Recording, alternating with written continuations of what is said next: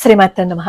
మన భారతదేశంలో మన దౌర్భాగ్యం ఏంటంటే, మన హిందువుల మీద యుద్ధం చేసి, మన హిందువులని మత మార్పిడి చేసి, మన హిందువులకి బాధ కలిగించి, నష్టాన్ని కలిగించిన వాళ్ళ పేర్లు కొన్ని వీధులకి ఉంటాయి, కొన్ని టవర్లకి ఉంటాయి, కొన్ని చోట్ల వాళ్ళ విగ్రహాలని కూడా పెట్టి పూజిస్తారు. ఇప్పటికీ బెంగళూరులో టిప్పు సుల్తాన్ ఉత్సవాలు చేస్తూ ఉంటారు.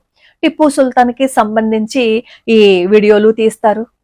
అలానే ధారావాహిక కార్యక్రమాలు కూడా తీసి టిప్పు సుల్తాన్ ఒక గొప్ప యోధుడు అని మనకి నూరిపోశారు.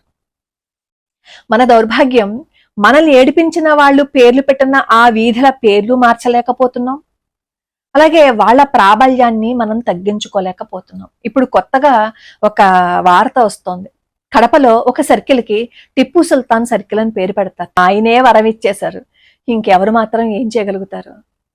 టిప్పు సుల్తాన్ మనకి ఏ విధంగా మేలు చేశాడు, ఏ విధంగా హిందూ ధర్మం కోసం పాటుపడ్డాడు, ఏది ఒక్క ఉదాహరణ చూపించండి. చరిత్రని మార్చేసి, చరిత్రని తప్పుగా వర్ణించేసి టిప్పు సుల్తాన్ ఏదో ఏదో చేసేశాడు అని చెప్పి అతని పేరు ఆ సర్కిల్కి పెడతామంటున్నారే, ఎంతవరకు న్యాయం అది? మన ఎదురుగుండా ఇప్పటికీ ఒక నగ్న సత్యం కనబడుతోంది. మేల్కోటె దగ్గర ఒక ఊరిలో ఈ రోజుకి భారతదేశమంతా దీపావళి పండుగ చేసుకుంటే అక్కడ మాత్రం దీపావళి పండుగ చేసుకోరు. ఎందుకంటే వాళ్ళకి తగిలిన గాయం అటువంటిది. ఎప్పటి టిప్పు సుల్తాను ఇప్పటికీ కూడా వాళ్ళు దీపావళి పండుగ చేసుకోరంటే వాళ్ళకి జరిగిన అన్యాయం ఏంటో తెలుసా? వరస పెట్టి భర్తలందరినీ నించోపెట్టి వాళ్ళ తలకాయలు తీసేసి భార్యలని ఎత్తుకుపోయి తన రాజభవనంలో ఉంచుకున్నాడు. అలాగే మేలుకోటేలో ఒక చోట ఉత్సవం బేలుకోట చెలుగునారాయణ స్వామివారి ఆలయంలోనే జరిగింది ఇది. అక్కడ ఉత్సవం జరుపుకుంటున్నప్పుడు 800 మంది శ్రీ వైష్ణవులు ఉంటే అందులో మగవాళ్ళందరినీ హతమార్చి, చిన్నపిల్లలందరినీ హతమార్చి అందమైన ఆడవాళ్ళని ఎత్తుకుపోయారు అని అక్కడ చరిత్రే చెప్తోంది. ఎదురుగుండా మన ధర్మం మీద జరిగిన దాడి కళ్ళకి కనిపిస్తూ ఉన్న అతని పేరుని కడపలో సర్కిల్ కి పెడతాను అంటున్నారు అంటే హిందువులంటే ఏం చేయలేరు, ఏం అనలేరు అనే కదా. అంతగా మీరు పేరు పెట్టాలని అనుకుంటే మాకు అబ్దుల్ కలాం గారు, మేము అబ్దుల్ కలాం గారిని గౌరవిస్తాం.